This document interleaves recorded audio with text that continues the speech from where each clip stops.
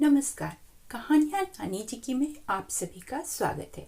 आशा है आप सभी स्वस्थ व कुशल मंगल से होंगे। आज के वीडियो में हम मालवा मध्य प्रदेश की एक लोक कथा सुनते हैं। तो चलिए सुनते हैं। एक बार राजा भोज ने अपनी सभा में विद्वानों को आमंत्रित किया।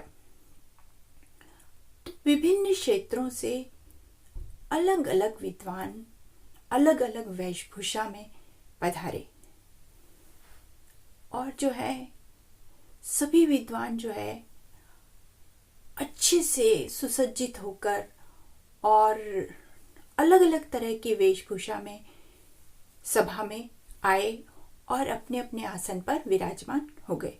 तभी जो है एक विद्वान बहुत ही सुरुचिपूर्ण ढंग से सुसज्जित होकर सभा में पधारा, जिसके पहनावे को या वेशभूषा को देखकर राजा भी बहुत प्रभावित हुए और उन्होंने जो है उस विद्वान को अपने पास बुलाकर अपने पास वाले आसन पर बैठाया। अब फिर जो है विद्वानों के भाषण जो है शुरू हुए। एक के बाद एक सभी विद्वान अपना भाषण देकर अपने अपने आसन पर जाकर बैठ जाते थे। अब जो है अंत में एक पुराने वस्त्र पहने हुए एक साधारण से विद्वान ने अपना भाषण शुरू किया। तो जैसे ही उसने अपना भाषण शुरू किया कि दरबार के सभी लोग जो है मंत्रमुग्ध हो गए और राजा भी उसके भाषण को सुनकर आश्चर्यचकित हो गए और वे भी उसके भाषण से बहुत अधिक प्रभावित हुए और उन्होंने जो है उस विद्वान का अभिनंदन किया, सम्मान किया और यहाँ तक कि उसे द्वार तक छोड़ने गए। अब राजा के सलाहकार ने बाद में उनसे पूछा कि आपने जिस व्यक्ति को अपने पास बैठाया था उसको तो आप द्वार तक छोड़ने नहीं गए और दूसरे व्यक्ति को आप द्वार तक छोड़ने गए, इसका क्या कारण है?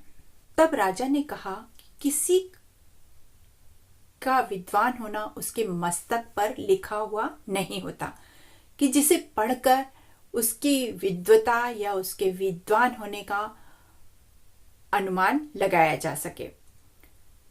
तो इसलिए जो है मैंने शुरू में पहनावे से प्रभावित होकर उस व्यक्ति को अपने पास वाले आसन पर बैठाया, परंतु उसका जो भाषण था एकदम साधारण था और उस व्यक्ति का भाषण जो है बहुत ही प्रभावशाली था और उसकी बोलने की शैली इतनी गजब की थी कि जो है मैं बहुत अधिक उसके भाषण से प्रभावित हुआ।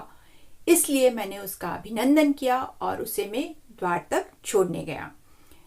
जब तक कोई व्यक्ति बोलता नहीं है तो जो है बाहरी चमक धमक से ही उसे बड़ा माना जाता है, परंतु जब कोई व्यक्ति बोलना शुरू करता है तभी जो है हमें उसे उसके गुणों की पहचान होती है। यही कारण था कि आते समय मैंने जो है उस व्यक्ति का सम्मान किया जिसका पहनावा या वस्त्र अच्छे थे और जाते समय मैंने उस व्यक्ति का सम्मान किया जो गुणों से परिपूर्ण था।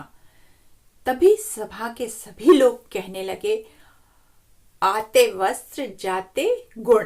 तो दोस्तों, जब भी किसी के पहनावे या किसी की ऊपरी चमक धमक या रूप रंग को देखकर हमें किसी के बारे में भी कोई गलत धारणा नहीं बनानी चाहिए, क्योंकि जब तक वह व्यक्ति बोलता नहीं है या जब तक हम उस व्यक्ति से मिलते नहीं हैं या बातचीत नहीं करते हैं तब तक हम उसके व्यवहार और गुणों को नहीं पहचान सकते।